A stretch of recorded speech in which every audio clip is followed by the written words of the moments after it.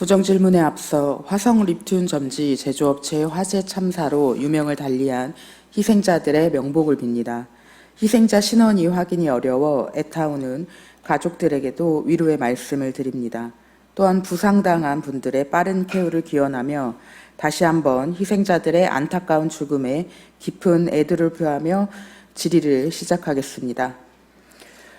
시흥 3동은 서울특별시의 서남권의 시작이자 끝입니다. 이는 인접해 있는 안양시와 광명시, 언제나 비교될 수밖에 없는 지리적 위치에 놓여 있습니다. 이렇게 서울의 중요한 관문인 시흥 3동은 현재 신안산선 석수역 공사로 인하여 소음과 진동과 미세먼지, 공사 차량으로 인한 혼잡을 감당하고 있습니다. 그런데 이런 일이 시흥 3동의 처음이 아닙니다. 강남 순환도시 고속도로 접송 램프가 생기며 남북으로 단절되고 차량 소음과 미세먼지, 고속도로 진출입하는 차량으로 인한 교통 혼잡과 교통사고가 다수 발생되는 모든 불합리한 상황을 서울특별시를 위해 우리 금천구를 위해 시흥 3동 주민분들이 감내하고 있습니다. 시흥 3동 주민의 간절한 마음을 담아 신안산선 석수역 출입구 복원을 위한 구정질의를 시작하겠습니다. 청장님 자리로 부탁드립니다.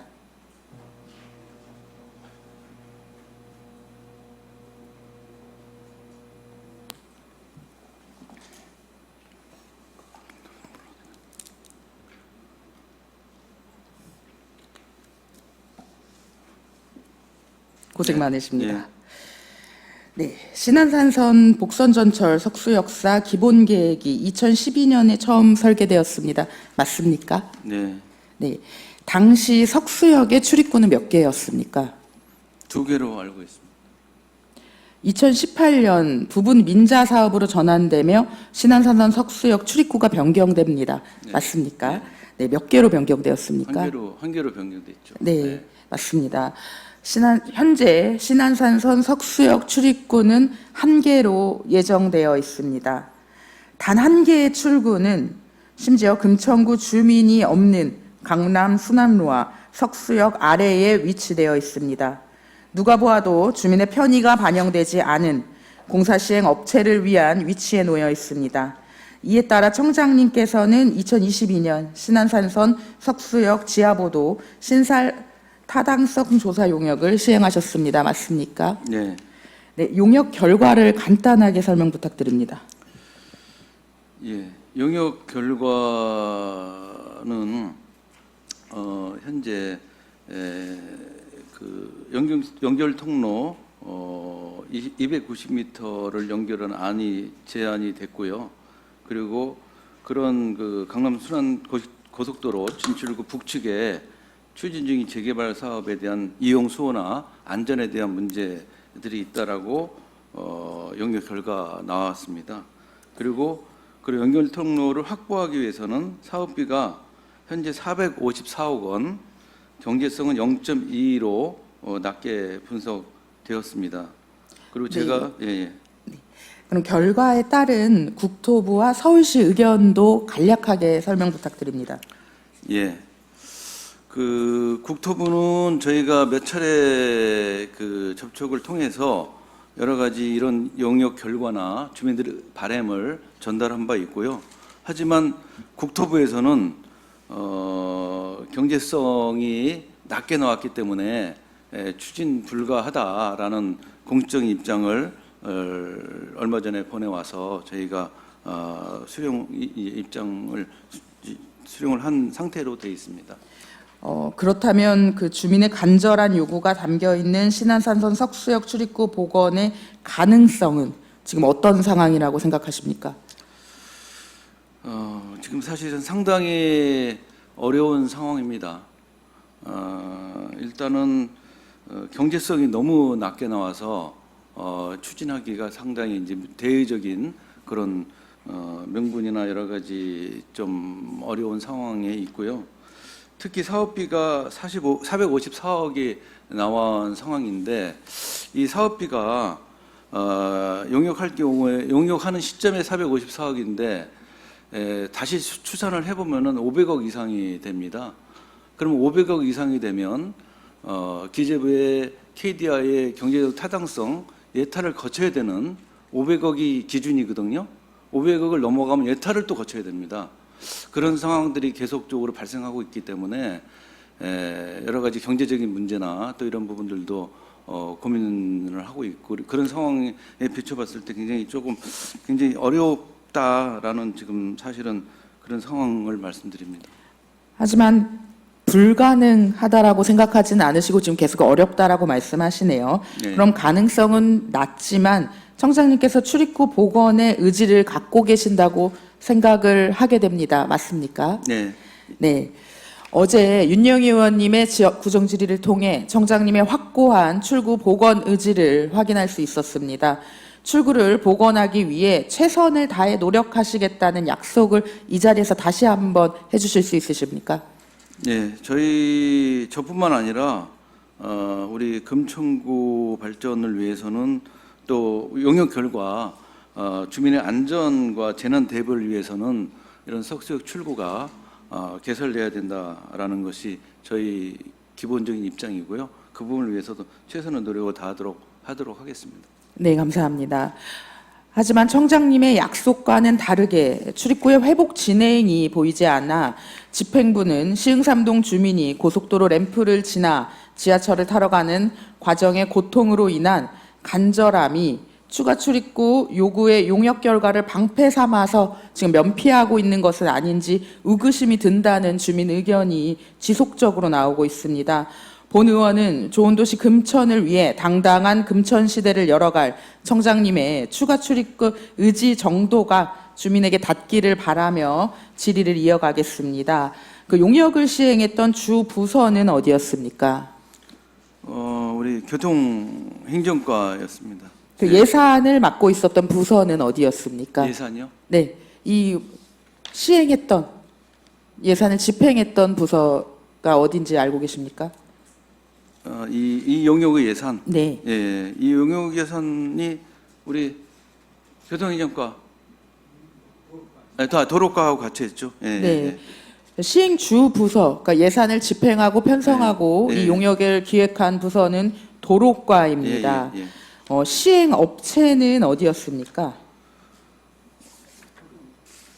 업체 이름은 제가 주식회사 석영기술공사였습니다. 예, 예. 네, 주식회사 석영기술공사는 상기슭도로 실시 설계 용역, 호합사 진입도로 정비공사 실시 설계 용역, 현재도 호합사 도로 구조 개선 실시 설계 용역 등 우리 금천구와 18번의 사업을 총 4억 8,882만 500원의 예산이 집행된 그 전문성과 경력이 입증된 업체입니다. 인정하십니까?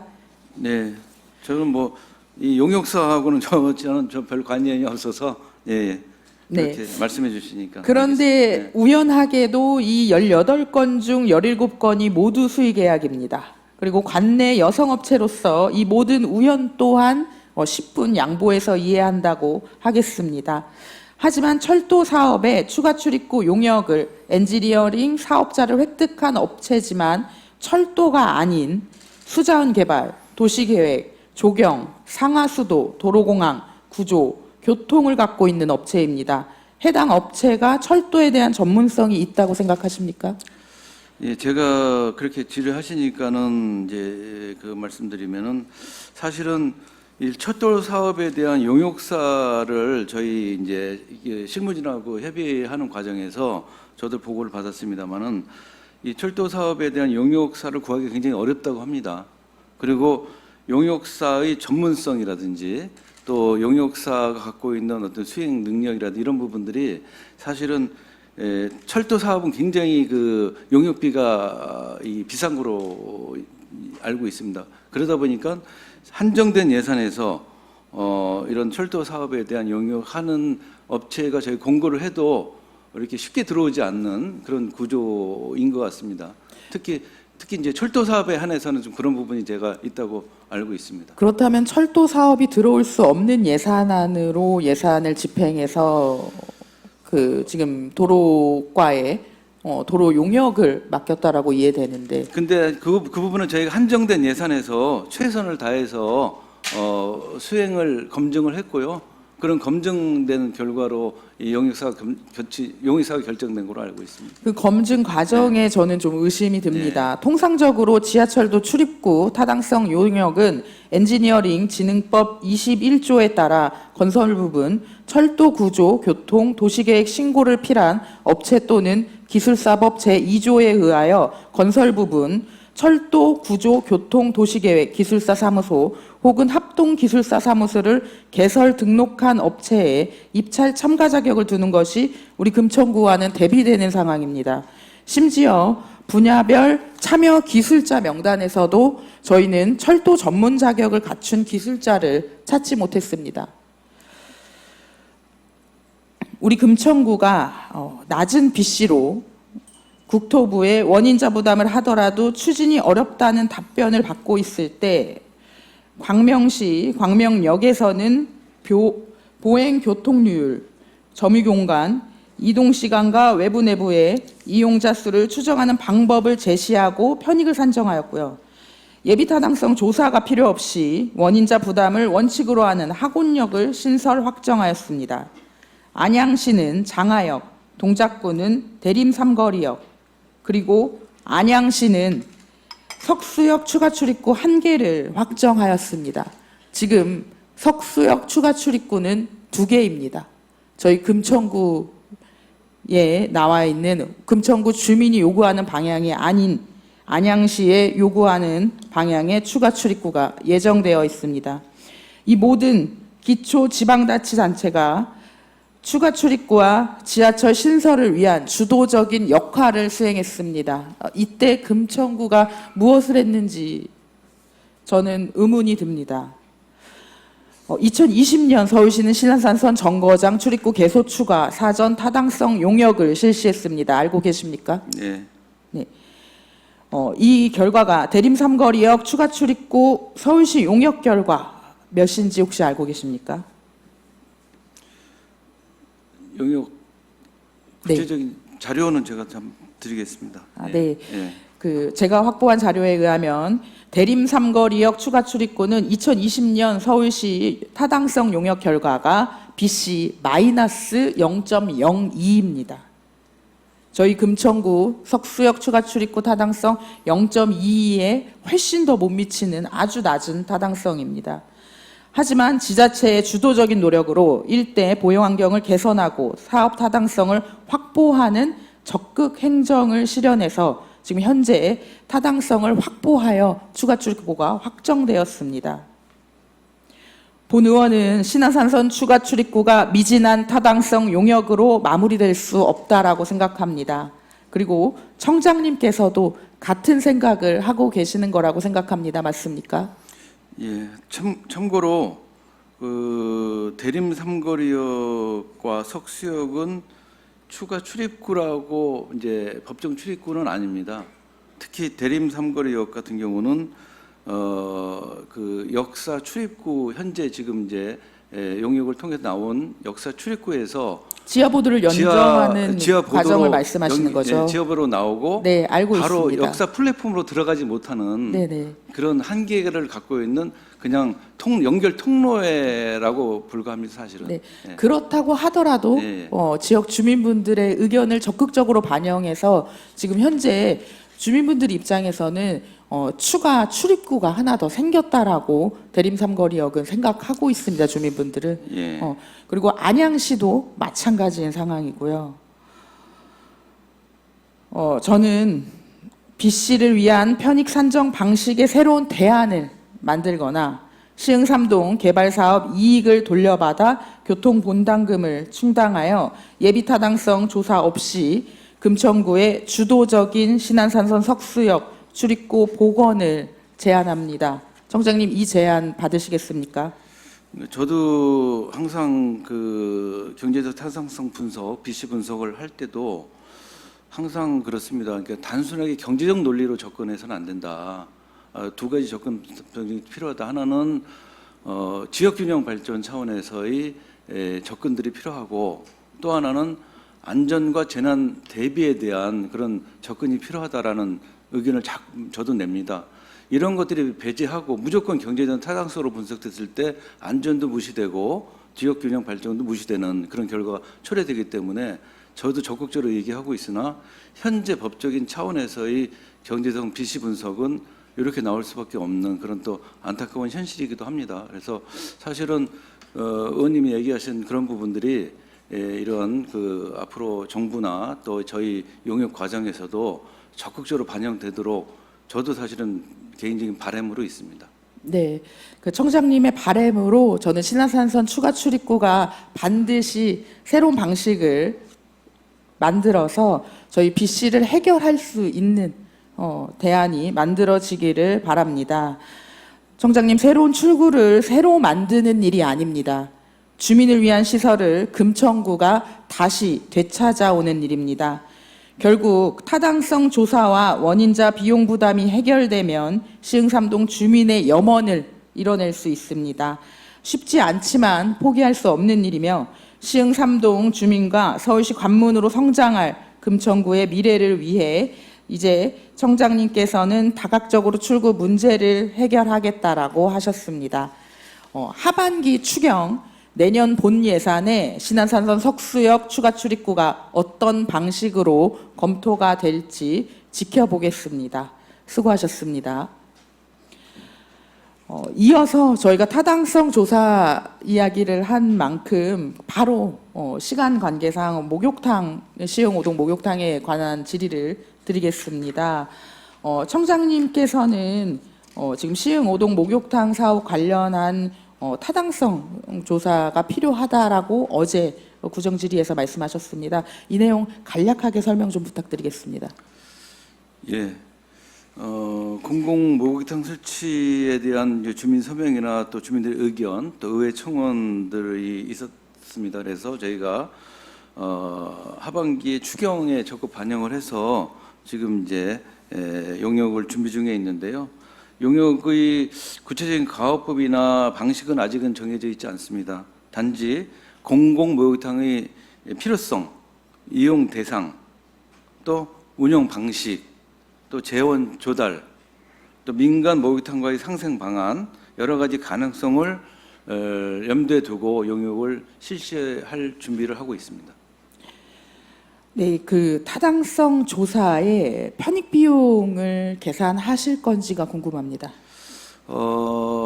기본적으로 들어가야 되겠죠. 편입 비용이 들어가되 그 부분에 대한 공공성을 어떻게 할 거냐 이런 부분은 또 별도로 분석이 돼야 된다고 저는 생각합니다.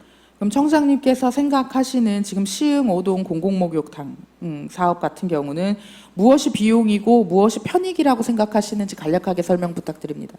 그러니까 뭐 여러 가지 이제 분석 이제 준것들이 있는데요. 그거를 세부적으로 설명드리기는 그렇고 이제 예를 들어 설명드리면은 우리 지금 현재 시흥삼동에 공공목욕탕을 운영하고 있지 않습니까?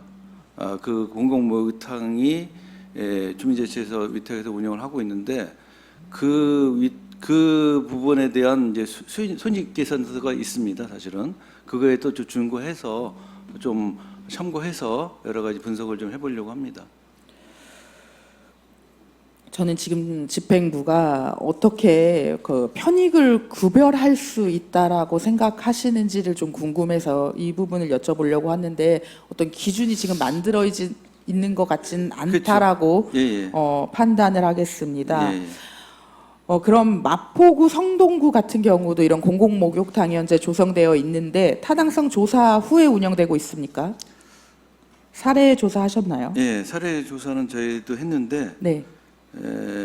현재 과거에 타당성 조사를 했는지는 제가 한번 보겠습니다. 그거는 각각 내가 마포, 성동, 중구, 노원에서 현재 운영되고 있는 거로 제가 알고 있거든요. 예. 제가 이 질문을 넣은 이유는 저희 복지 사업 진행되는 그리고 금천구의 시책으로 진행되는 대다수의 사업이 타당성 조사가 항상 들어가 있지 않습니다. 지금 시흥 삼동 석수역 추가 출입구 사업에 대비해서 시흥 오동 목욕탕 사업도 타당성 조사 결과가 혹시 B씨가 나오지 않는다는 이유로 또 다시 계속 지연되고 주민분들의 민원이 해결되지 않을까 염려하시는 분들이 계십니다. 이 점은 어떻게 생각하십니까? 그러니까 좀 전에 제가 말씀드렸듯이 우리 그 기존의 시흥 3동 동네방네 마을 이음센터 목욕탕을 운영을 지금 하고 있는데요. 작년도 저희가 예산 결산서를 보니까 약 한 2억 7천 정도가 적자입니다, 사실은. 경로당은 어느 네. 정도 적자가 난다고 생각하십니까? 그러니까 경로당은 또 다른 문제니까요. 그래서 2억 7천이 요렇게 조그맣게 현재 운영하고 있는데 2억 7천의 적자를 나기 때문에 물론 시흥호동에 새롭게 만들어지려고 하는 공공목욕탕이 이 적자나 이런 부분들이 어느 정도 이제 예측이 돼야지 사실은 이 주민들한테 동의도 받고 이것이 뭐 예를 들면은 이 규모가 적다라고 한다면은 여러 가지 설득이나 또 공론의 과정 통해서 여러 가지 논의를 붙여볼 수 있는데 예를 들면 이것이 1년에 대규모의 적자가 난다고 했을 때 그것이 1년만이 상황이 아니라 향후 5년, 10년 누적됐을 경우에 구에 재정적으로 어떤 부담이 올지에 대한 검토들이 사실은 필요합니다. 그것이 지금 만들어지고 있는 저희가 매해 그 재정이 긴축 재정이다. 올해는 특히 긴축 재정이라서 고정성 경비가 나가지 않고 대부분의 예산 편성이 줄어든 상황에서도 저희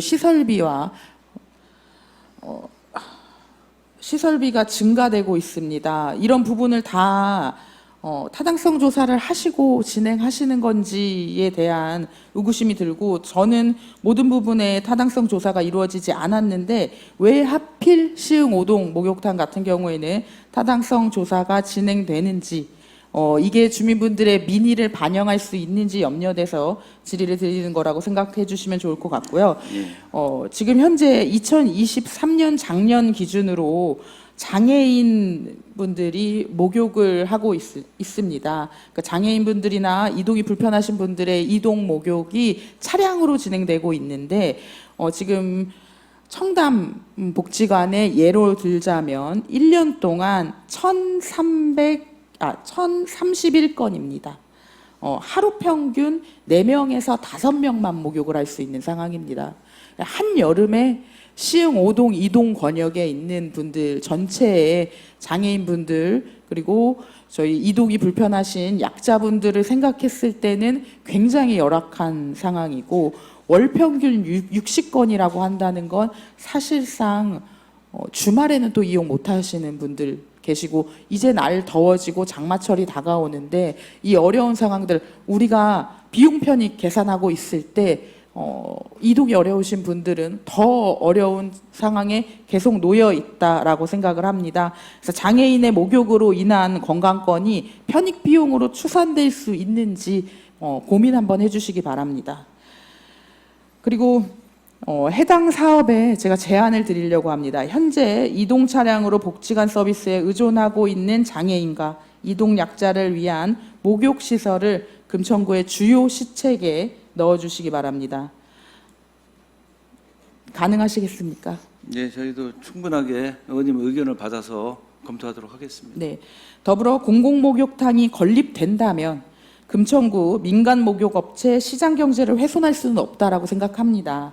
공공목욕탕 운영과 함께 목욕바우처나 겨울철 가스비 지원 등 민간 목욕탕 소상공인 분들을 위한 지원 정책도 함께 고민해 주시기 바랍니다. 가능하시겠습니까? 네, 같이 네. 하겠습니다. 적극 행정을 통해서 우리 시흥 3동의 문제 그리고 시흥 5동, 2동의 문제들을 해결할 수 있었으면 좋겠습니다. 이게 추경과 저희 본 예산에 내년 본 예산에 반영될 수 있도록 노력해 주시기 바랍니다. 청장님 수고하셨습니다. 네, 알겠습니다.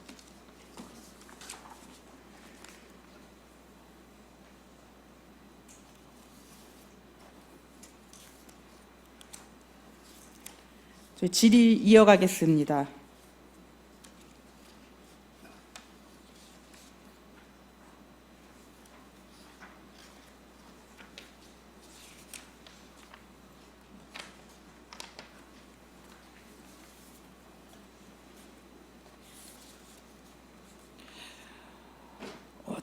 죄송한데 제가 질의 순서를 시간 관계상 변경해서 유인영 문화환경국장님 답변 자리 부탁드리겠습니다.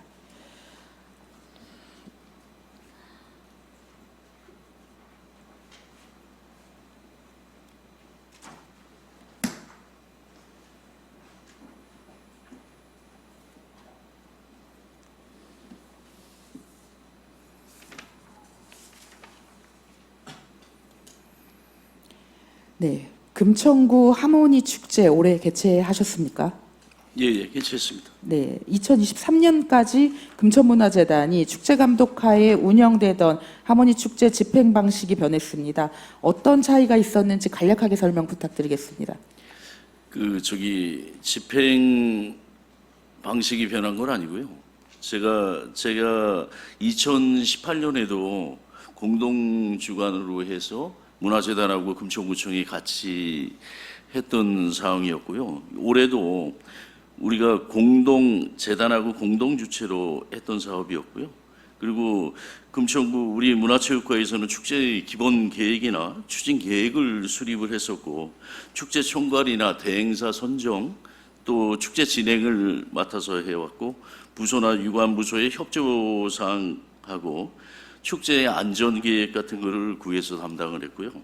문화재단에서는 시민 축제 기획단 하모니어스를 운영해서 작년 7월부터 작년 말서부터 준비를 해왔던 상황이고요. 그리고 세부 논의나 결정 이런 거를 재단하고 같이 올해와 작년에 어떤 차이가 있는지 설명 좀 간단하게 부탁드리겠습니다. 그러니까 그런 부분이 예산의 집행을 가지고 금천구 문화체육과에서 했다고 말씀하시면 그럴 운영 수 있다고. 방식의 방향을 설명해 주십시오. 예. 작년에는 이제 문화재단에서 총 감독을 선임해서 세부 대행사를 프로그램별로 했던 식으로 진행을 했다고 하면, 우리는 요번에는 이제 우리가 대행사 선정해서 좀 어떤 그런 실적이 있는 대행사를 선정을 해서 저희가 총괄을 했던 사항입니다. 2003년부터 20년 넘게 운영한 축제 운영 방식을 방향성을 저는 잡지 못한다라고 생각이 듭니다. 갑자기 축제 지금 운영 방식 대행사로 변경하신 주요 사유가 무엇입니까? 아니, 그러니까 지금 말씀드린 대로 작년에도 총감독뿐만 아니고 서브 감독해서 예산이 한 1억 원 가까이 투입됐다는 1억 원 그런 확실하십니까?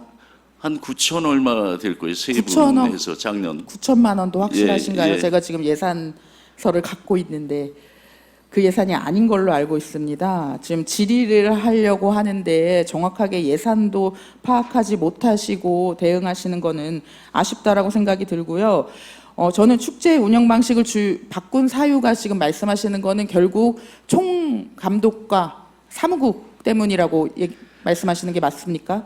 아니요, 그런 작년하고 올해의 차이를 말씀드리는 거고요. 예. 그러니까 바꾼 사유 그리고 제가 다시 여쭤봤었습니다.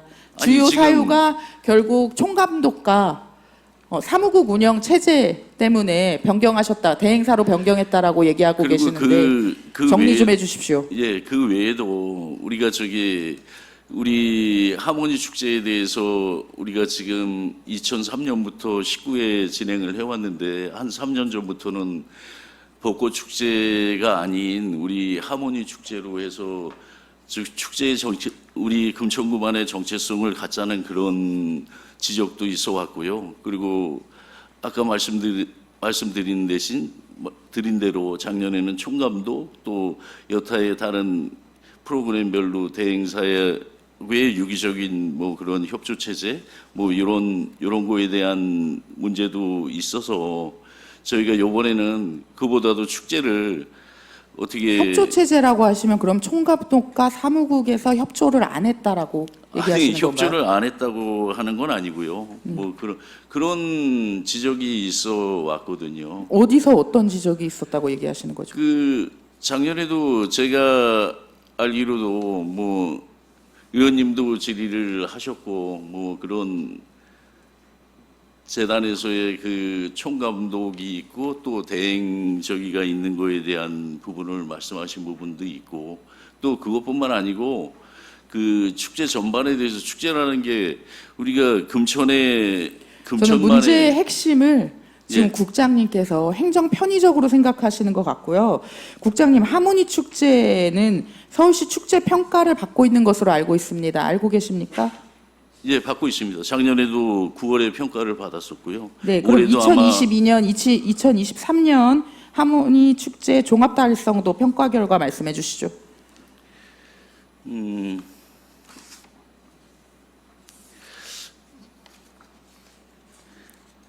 작년에 그 축제에 대한 그 주민 참여 부분이나 그런 부분에 대해서 좋은 평가를 받았다고. 저도 얘기할 수 있을 것 같습니다. 자료 보지 않고 저도 좋은 평가 받았다고 이야기할 수 있습니다. 예, 국장님, 행감 자료 요구를 알겠습니다. 했던 상황이고 예. 의원이 자료 요구를 하지 않더라도 평가 결과 숙지는 저는 의무이고 구정질의의 필수라고 생각합니다. 예, 다시 객관적인 자료 하나 지금 제대로 검토되지 않고 4억이 넘는 축제 예산의 운영 방식을 임의적으로 변경하셨다라고밖에 이해되지 않습니다. 저기 넘어가겠습니다. 다시 한번 넘어가겠습니다.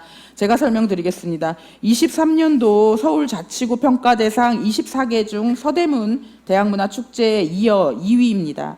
22년도 평가 대상 34개 중 4위를 했습니다.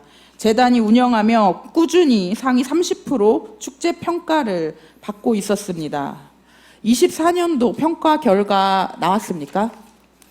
아직 23년도요? 24년도요. 24년도는 아직 안 나왔습니다. 올 9월쯤에 나올 예정이고요. 네, 24년도 축제 평가 매우 기대하며 살펴보겠습니다. 제가 이 축제에 관련해서 구정질의를 정하게 된 이유가 있습니다. 지금 우선은 그 문화체육관광부 지역문화축제 매뉴얼에 따르면 지역 축제의 가치와 역할, 효과를 서술하고 있는데요. 국장님께서 이번 축제의 가장 중요한 부분은 무엇이라고 생각하십니까? 그래서 이번 축제에 대해서는 우리가 축제를 준비하는 과정에서도 그 금천만의 정체성이나 뭐 이런 거에 대한 논의가 계속 돼 왔었고요. 그리고 우리 같은 경우에는 그럼 금천구의 정체성의 가장 중요한 부분은 어떤 점으로 축제에 반영하셨습니까?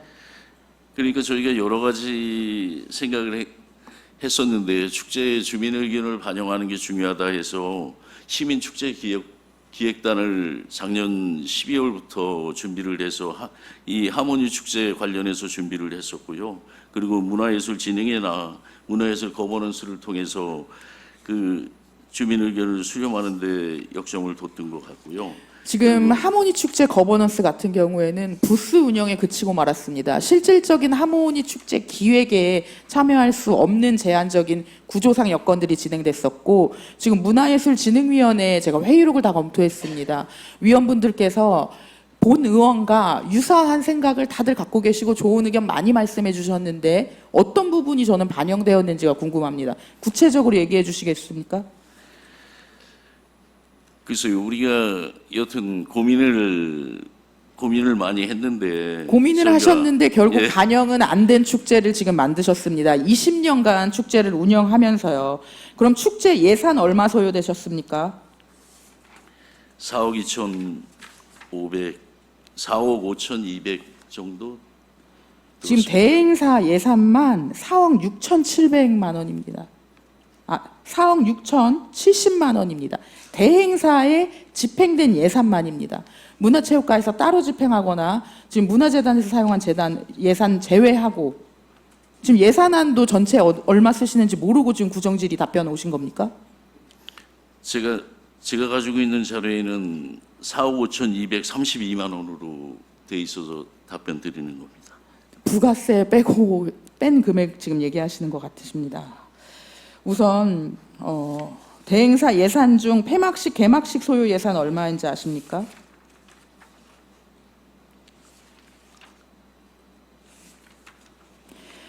(2억 950만 원입니다. 지금 이 예산에는 공연 당시의 도로 통제 및 인건비, 총괄 담당자나 서브 담당자 인건비가 포함되지 않는 예산입니다. 축제가 예산 관련된 질문을 하려 했는데 지금 아직 파악이 안 되신 것 같아서 넘어가고 내년 행감과 본 예산에 반드시 반영하겠습니다. 제가 올해 하모니 축제에 구정질의를 넣었던 가장 큰 시작은 개막식 공연에서 의문을 가졌기 때문입니다. 참고로 본 의원은 사진과 미디어를 9년 동안 공교육에서 전공했습니다. 여기 계신 분들 대다수보다 조금 더 영상과 카메라에 대한 이해가 있는 사람이라고 생각해 주시면 좋을 것 같습니다. 사진 자료 보여주시죠. 국장님, 그 보여드리는 4장의 사진은 제가 문제가 있다라고 생각한 축제 개막식의 일부입니다. 사진 한 장씩 넘겨주십시오. 지금 어떤 문제가 있다라고 혹시 생각되시는 점이 있으십니까?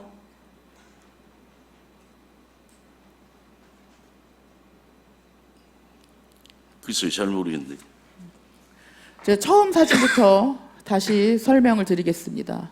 지금 해당 행사는 개막식 공연 사진입니다.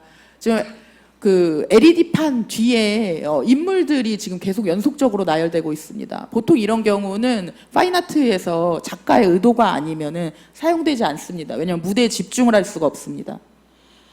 근데 우리 축제 시스템 설치 계획 안에 전문가가 있었는지 의구심이 들 정도의 수준입니다. 넘어가시죠. 지금 개막식 내내 이렇게 중복적인 영상들이 계속 나오고 있는 상황이고요. 또 넘어가시면 중복을 넘어서 이제 인물보다 더 커다랗게 마이크가 나오고 있는 상황이고요. 이거는 사진이나 영상을 배우지 않는 아주 초보적인 단계에 지금 핸드폰 카메라를 들고 있는 사람도 이렇게는 무대 영상을 촬영하지 않습니다. 지금 이 부분은 지미집 카메라가 저희 관객을 촬영하고 있는 상황입니다. 근데 아무것도 보이지 않죠. 조명을 설치 안 했거든요. 아니면 노출을 맞추지 않았거나. 이런 수준의 상황에 예산은 증액되고 설계 변경까지 하면서 무대와 개막식과 폐막식의 예산을 넣고 있습니다. 이게 20년간 하모니 축제를 운영했던 집행부의 결과입니다. 어떻게 생각하십니까? 예, 좀 저희가 미흡한 부분이 있었다고 이건 생각해요. 미흡한 정도가 아니라 축제 시스템 설치 계획 안에 전문가가 있었는지, 축제 개최 전 기술 회의가 정상적으로 진행되었는지, 혹은 기술회의에 참여자가 아예 없었던 것은 아닌지 의구심이 듭니다. 올해 비슷한 시기 4월 27일에 개최된 고양 국제 꽃 박람회 개막식은 레이저쇼를 포함한 실시간 방송 송출된 시스템과 무대 규모와 구성을 갖추고도 1억 후반대 예산이 소요되었다고 합니다. 금천구는 4억 6,700만 원이라는 혈세를 사용한 축제의 완성도가 지금 저 모습입니다. 보여주기식 행정 전시에 그치고 용역 업체를 위한 축제를 진행한 것은 아닌지 사전에 저희 문화예술위원회에서도 지적했던 바가 그대로 여실히 나오고 있었습니다. 가수만 존재하고 가수만 기억 남는 하모니와 금천이 없는 축제입니다. 공연 섭외 비용으로만 1억 900만 원이 소요되었습니다. 금천구는 주민이 납득할 수 있는 예산안으로 지속성을 갖추고 지역의 정체성을 담는 축제를 이끌어 오고 있다라고 생각하십니까? 지역의 정체성을 찾으려고 지금도 노력하고 있다고 20년째 생각합니다. 찾고 계십니까? 20년이면 성인입니다. 지금도 지역성도 주민도 없는 축제. 지금 20년이면 성인인데 유아 퇴행이 된 축제를 지금 만드신 겁니다. 근데 문화체육관은 오직 가수만 선택하는 문화기획을 하지 마십시오. 행정력으로 주민의 안전과 주민의 요구를 담는 축제를 만들어 주시기 바랍니다. 수고하셨습니다. 예, 푸른미래 도시국장님 답변 부탁드립니다.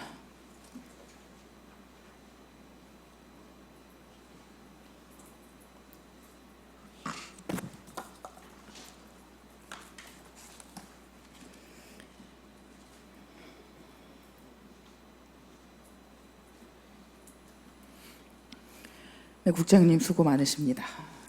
저희 시간이 짧아서 정말 간략하게만 제가 질의드리고 답변 받겠습니다. 저희가 장애인, 노인, 임산부 등을 비롯한 모든 국민이 장애물 없는 생활환경을 위해 BF 인증을 받고 있습니다.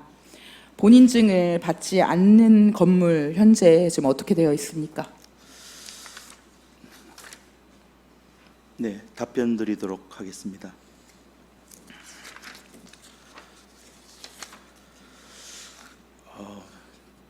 그 BF 인증 대상이 2015년 8월 이후 시행되기 시작해서 현재 저희 대상이 18개소입니다.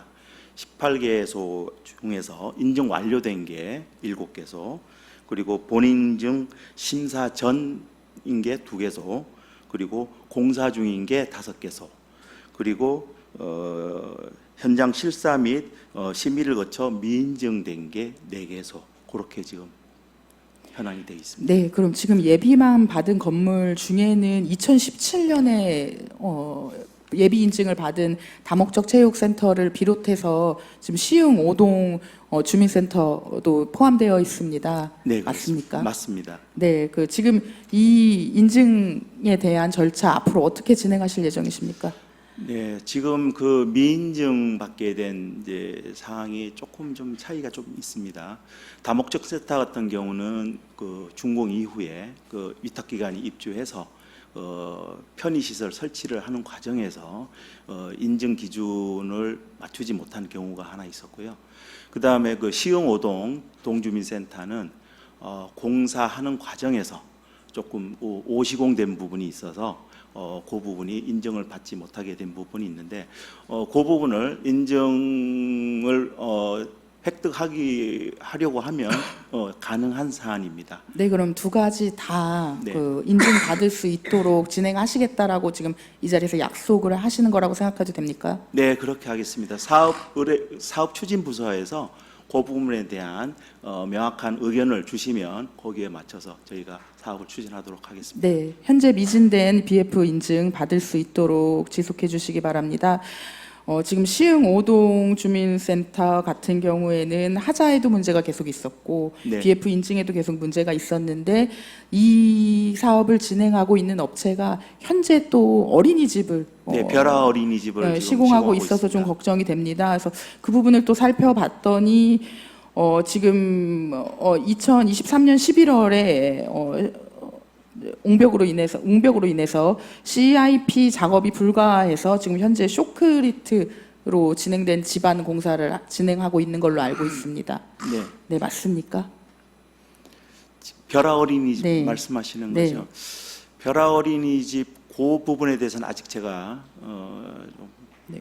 보고받지는 못했습니다. 제가 구정질의에 굳이 언급하는 이유가 2018년 동작구 상도동 유치원 건물이 기울어지는 사고가 이 쇼크리트 공법을 사용했기 때문입니다. 그래서 철저하게 공사에 대비할 수 있도록 노력해 주시기 바랍니다. 네, 수고하셨습니다. 네, 알겠습니다. 감사합니다. 네, 적극 행정 펼쳐주시고 반드시 빠른 시일 내에 구정질의의 사항을 시정해 주시길 바랍니다. 긴 시간 경청해 주시고 답변해 주신 집행부 관계자분들 그리고 시흥 235동 주민분들께 다시 한번 감사드립니다.